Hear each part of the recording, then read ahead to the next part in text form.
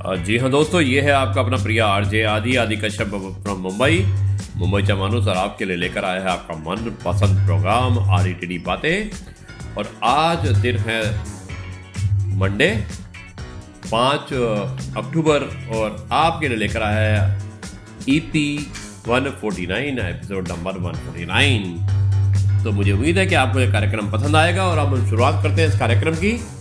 और मैं इस कार्यक्रम की शुरुआत करता हूं कुछ इस तरीके से। जरूरी नहीं है कि कुछ तोड़ने के लिए पत्थर ही मारा जाए, अंदाज बदल के बोलने से भी बहुत कुछ टूट जाता है, पर ध्यान से पलट कर भी आता है। दोस्तों सुप्रभात, गुड मॉर्निंग। और अब मैं शुरुआत करता हूं इस कार्यक्रम की, और मुझे उम्मीद है कि आपको ये कार्यक्रम आज बहुत पसंद आएगा। मैदान में हारा व्यक्ति एक बार जीत सकता है, लेकिन मन का हारा व्यक्ति कभी नहीं जीत सकता। अब मैं शुरुआत करता हूं एक छोटे से तथ्य के साथ में, और तथ्य जो है उसका शीर्षक है कि मैं ही क्यों। दोस्तों शुरुआत करता हूं इस मैं ही क्यों के बारे में। इसके बारे में आपको जानकर बहुत अच्छा लगेगा, और अब मैं बोलता हूं आपको इस विषय के बारे में।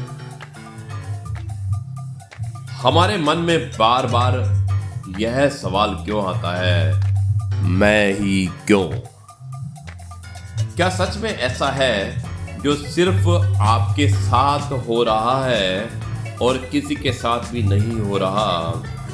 मुझे तो ऐसा लगता है कि जो दूसरे लोगों के साथ हो रहा है उतना सब कुछ तो आपके साथ ही नहीं हो सकता।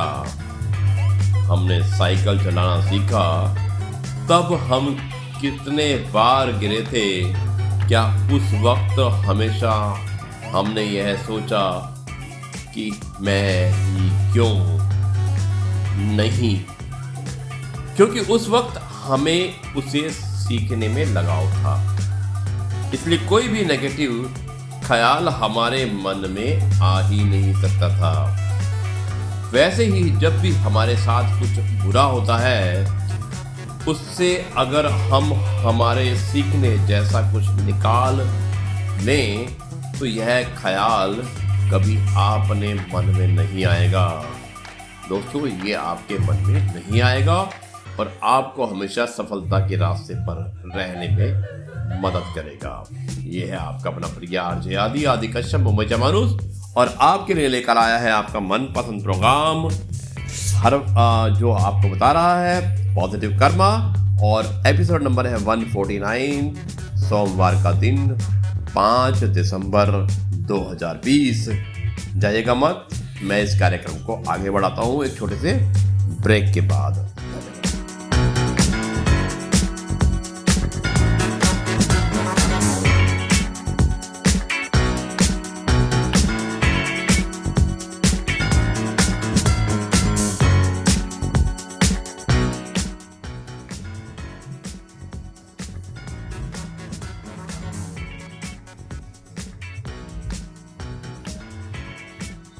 जी हाँ दोस्तों, एक बार फिर आपका अपना प्रिय आरजे आदि कश्यप मुंबई चा मानुस, और आपके लिए लेकर आया है आपका मनपसंद प्रोग्राम पॉजिटिव कर्मा। आज है एपिसोड नंबर 149, मंडे का दिन 5 अक्टूबर 2020। लीजिए चलता हूँ मैं आपको इस कार्यक्रम में आगे लेकर, और आपको सुनाता हूँ कुछ एक छोटी सी ऐसी बात जिसे सुनकर आपको अच्छा लगेगा। और मैं शुरुआत करता हूँ इस कार्यक्रम की एक अगले चरण के रूप में। अपनी उम्मीद की टोकरी खाली कर दीजिए, परेशानियां नाराज होकर खुद चली जाएंगी।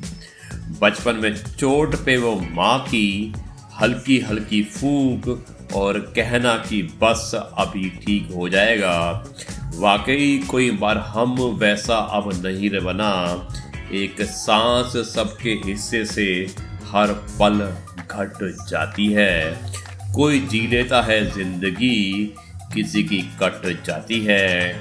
ना किया करो कभी किसी से दिल दुखाने वाली बात, सुना है दिल पे निशान रह जाते हैं सदियां तक। दोस्तों ये जिंदगी तमन्नाओं का गुलदस्ता है ही तो है, कुछ महकती है, कुछ मुरझाती है और कुछ चुभ जाती है। इसलिए सदा खुश रहो साथियों। मैं आपको कहता हूँ कि अब आपको मैं इस कार्यक्रम का आखिरी हिस्सा सुनाने जाना हूँ, जिसका एक अंत होता है और जो हम अंत में एक कहानी सुनाते हैं और एक बहुत ही अच्छी कहानी होती है और जो आपको हमेशा टच करती है, जो आपको एक मैसेज देती है और जो आपको कुछ सिखाती है। तो दोस्तों यह है आपका अपना प्रिय आरजे आदि कश्यप और मुंबई चा मानुस, और आपके लिए लेकर आया है आपका मनपसंद program positive karma, episode number 149। दिन है सोमवार 5 अक्टूबर 2020। जाइएगा मत, एक छोटे से ब्रेक के बाद मैं आपको सुनाता हूँ इस कार्यक्रम का अगला हिस्सा, जो एक कहानी के रूप में होता है और मुझे उम्मीद है ये कहानी आपको बहुत पसंद आएगी।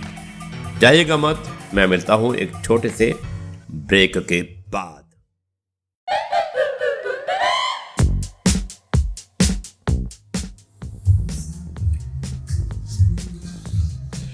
जी हाँ दोस्तों, एक बार फिर आपका अपना प्रिय आरजे आदि कश्यप मुंबई चा मानुस, और आपके लिए लेकर आया है आपका मन पसंद program positive karma, episode number 149। और एक दिन के बाद मैं आपको 150 एपिसोड सुनाने वाला हूँ। 150 मतलब कि 150वां एपिसोड, और continuous daily without any stoppage.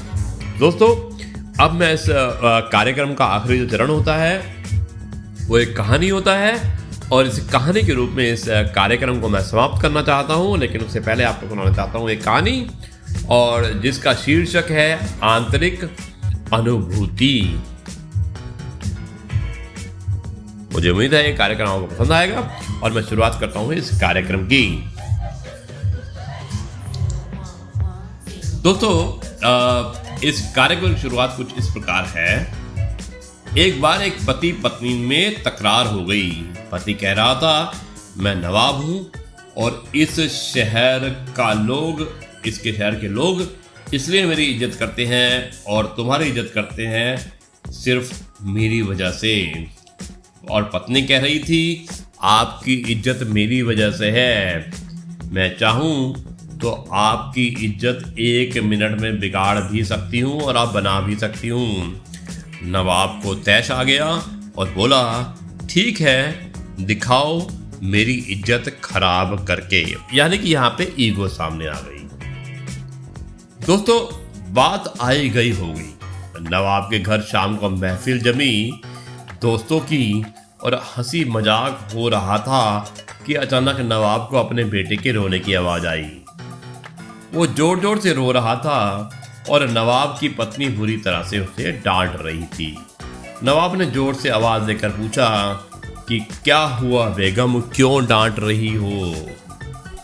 बेगम ने अंदर से कहा, देखिए ना, आपका बेटा खिचड़ी मांग रहा है और जबकि उसका पेट भी भर चुका है। नवाब ने कहा, दे दो थोड़ी सी। और बेगम बोली, घर में और भी तो लोग हैं, सारी इसी को कैसे दे दूं? यानी कि सारी की सारी खिचड़ी इसको कैसे दे दूं? यहाँ पे घर पे बहुत सारे लोग हैं, महफिल आई हुई है, बहुत सारे लोग हैं और खाने वाले हैं। पूरी महफिल शांत हो गई। लोग कानाफूसी करने लगे कि कैसा नवाब है, जरा सी खिचड़ी के लिए इस घर में झगड़ा होता है। नवाब की पकड़ी उछल गई। सभी लोग चुपचाप उठकर चले गए।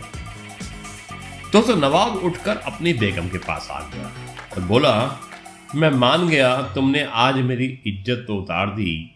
लोग भी कैसी कैसी बातें कर रहे थे, अब तुम यही इज्जत वापस लाकर दिखाओ। बेगम बोली, इसमें कौन सी बड़ी बात है?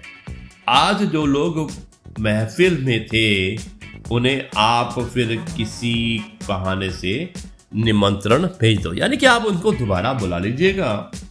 नवाब ने फिर से सबको बुलाया और बैठक और मौज मस्ती के बहाने सभी मित्रगण बैठे थे। हंसी मजाक चल रहा था कि फिर वही नवाब के बेटे की रोने की आवाज आई जो पहले आई थी। नवाब ने आवाज देकर पूछा, बेगम क्या हुआ? क्यों रो रहा है हमारा बेटा? बेगम ने कहा, फिर वही खिचड़ी खाने की जिद कर रहा है। लोग फिर एक दूसरे का मुंह देखने लगे कि यार एक मामूली सी खिचड़ी के लिए इस नवाब के घर पर रोज झगड़ा होता है। नवाब मुस्कुराते हुए बोला, अच्छा बेगम, तुम एक काम करो, तुम खिचड़ी यहाँ लेकर आओ, हम खुद अपने हाथों से अपने बेटे को देंगे, वो मान जाएगा और सभी मेहमानों को भी खिचड़ी खिलाओ। बेगम ने जवाब दिया कि जी नवाब साहब। बेगम बैठक खाने में आ गई। पीछे नौकर खाने का सामान सर पर रखकर आ रहा था। हंडिया नीचे रख दी और मेहमानों को भी देना शुरू किया अपने बेटे के साथ। सारे नवाब के दोस्त हैरान। जो परोसा जा रहा था वो चावल की खिचड़ी तो कतई नहीं थी। उसने खजूर, पिस्ता, काजू, बादाम, किशमिश, गिरी इत्यादि से मिलाकर बनाया हुआ सुस्वादिष्ट व्यंजन था। अब लोग मन ही मन सोच रहे थे, ये खिचड़ी है। नवाब के घर इसे खिचड़ी बोलते हैं तो मावा मिठाई किसे बोलते होंगे? नवाब की इज्जत को चार चांद लग गए और लोग नवाब की रईसी की बात करने लगे। नवाब ने बेगम के सामने हाथ जोड़े और कहा, मान गया मैं कि हर घर की स्त्री इज्जत बना भी सकती है और बिगाड़ भी सकती है, और जिस व्यक्ति को घर में इज्जत हासिल नहीं उसे दुनिया में कहीं इज्जत नहीं मिलती। वास्तव में घर की इज्जत आदमी में नहीं, घर की स्त्रियों में टिकी होती है। यदि घर की स्त्री सभ्य, शालीन और आए गए लोगों की इज्जत रखने में निपुण होती है तो आदमी की प्रतिष्ठा में चार चांद लग जाते हैं। और वही औरत करकशा, झगड़ालू और मेहमानों से चिढ़ने वाले होते हुए आदमी इज्जत में ग्रहण लगते भी देर नहीं लगती। जिस घर में नारी का सम्मान हो, जिस घर में नारी परिवार और मेहमान का सम्मान करना जानती हो, उसी घर को पृथ्वी का स्वर्ग कहते हैं। दोस्तों, किसी ने पूछा है कि दिल की खूबी क्या है, और हमने कहा, हजारों ख्वाहिशें जिनके नीचे होते हैं उनके दबकर भी धड़कन है। तैनाती अधिकारी का मतलब क्या है? उत्तर, तेज पत्ता। तो दोस्तों, ये है आपका अपना प्रिय आरजे आदि, और मुझे उम्मीद है कि ये कहानी आपको पसंद आई होगी। और इस कहानी के साथ मैं इस सभा का यहीं पर समापन करता हूँ, और कल हम आपसे एक बार फिर मुलाकात करेंगे एक नई कहानी, नए किस्से और नए वाक़यात के साथ। तब तक के लिए मैं आपसे कहता हूँ शब्बा खैर, नमस्कार, जय हिंद, जय भारत और वंदे मातरम। फिर करते हैं आपसे कल मुलाकात, और हमारा कल होगा एपिसोड नंबर 150। मैं आपसे फिर कहता हूँ कि नमस्कार, धन्यवाद। दोस्तों, ये इस कार्यक्रम को हम यहीं पर समाप्त करते हैं। नमस्कार।